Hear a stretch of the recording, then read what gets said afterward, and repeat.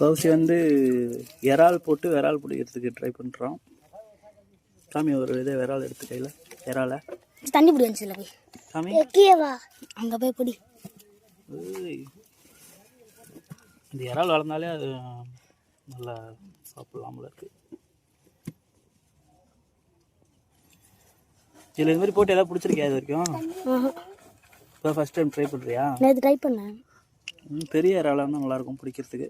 சரி போட்டு பார்ப்போம். நிறையா கிடக்குது.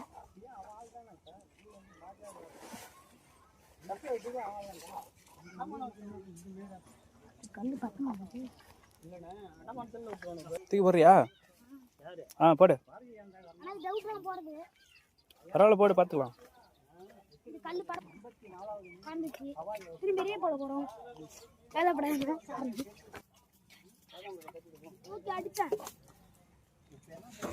போட்டு